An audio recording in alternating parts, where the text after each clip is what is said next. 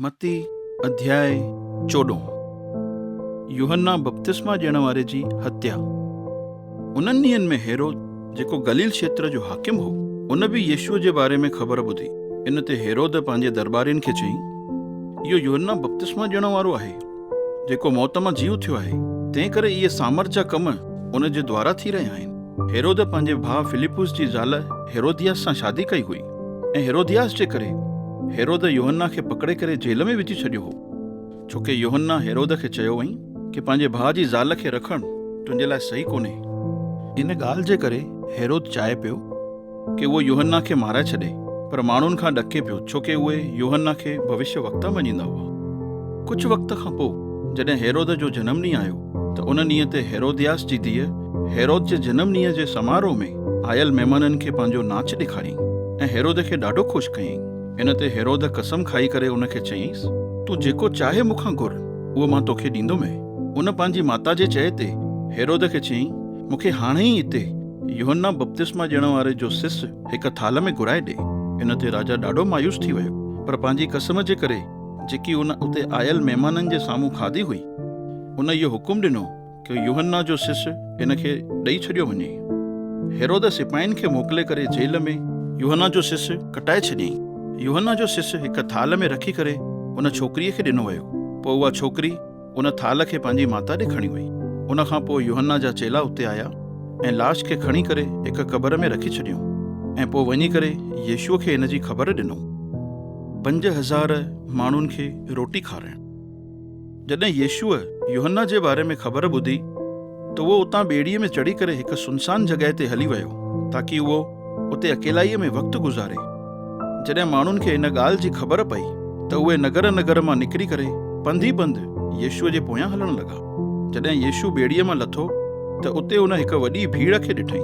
उन्हनि खे ॾिसी करे संदसि जो दिलि दया सां भरिजी वियो ऐं उन भीड़ में जेके बि बीमार हुआ उन्हनि खे यीशुअ ठीकु कयईं। जॾहिं शाम थी त यीशुअ जा चेला संदसि वटि अची करे चवण लॻा, प्रभु, इहा सुनसान जॻह आहे ऐं ॾाढी देरि बि थी वई आहे।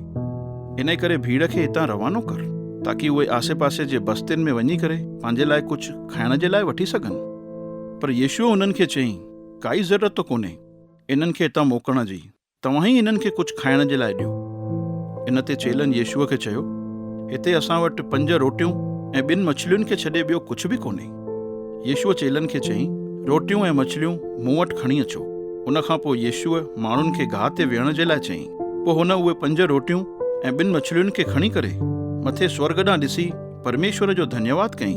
तंहिंखां पोइ उहो रोटियुनि खे तोड़े तोड़े करे पंहिंजे चेलनि खे ॾींदो वियो ऐं चेलनि उहे रोटियूं माण्हुनि में विराए छॾियूं।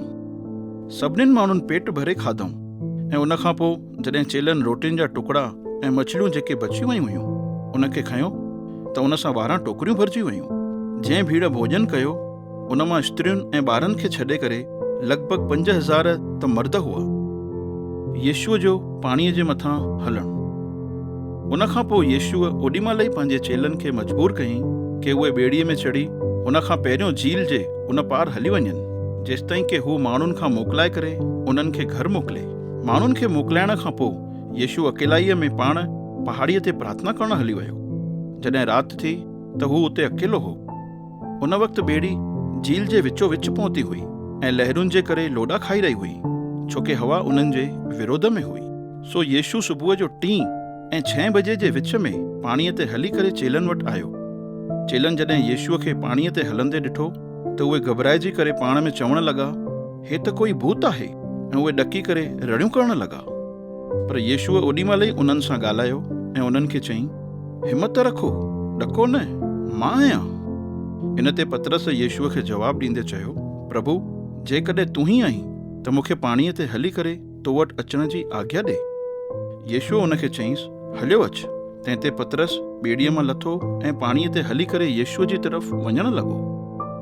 पर जॾहिं पतरस जो ध्यानु तेज हवाउनि जे करे लहरुनि जी तरफ़ वियो त उहो ॾकी वियो ऐं पाणीअ में ॿुॾणु लॻो। ऐं जीअं ई ॿुॾणु लॻो त ओॾीमहिल ई रड़ियूं करे चवणु लॻो, हे प्रभु, मूंखे बचाए। यीशुअ ओॾीमहिल ई पंहिंजो हथु वधाए करे पतरस खे पकड़े वरितईं ऐं उन खे चयईंसि, हे अल्प विश्वासी, तूं मुंहिंजे मथां छो शक कये? उनखां पोइ उहे ॿई ॿेड़ीअ ते चढ़ी विया ऐं हवा शांति थी वई। जेके ॿिया चेला ॿेड़ीअ में हुआ उहे इहो सभु ॾिसी करे यीशुअ जे पेरनि ते किरी पिया ऐं संदसि खे चवण लॻा, तूं सच में परमेश्वर जो पुटु आहीं। गन्नेसरेत में बीमारनि खे ठीकु करणु। पोइ उहे झील खे पार करे गन्नेसरेत जे हद में आया। उतां जे रहण वारनि माण्हुनि यीशुअ खे सुञाणे वरितो ऐं आसे पासे जे सभिनीनि गामड़नि में वञी इन ॻाल्हि जी ख़बर फैलाए छॾियऊं। माण्हू सभिनीनि बीमारनि खे यीशुअ वटि खणी अचण लॻा। उहे संदसि खे मिनथू करे चवनि पिया कि पंहिंजे कपिड़े जे किनारे खे ई उन्हनि खे हथु लॻाइण ॾे, ऐं जेतिरा बि हुन खे हथु लॻाइनि पिया उहे सभु ठीकु पिया थी वञनि।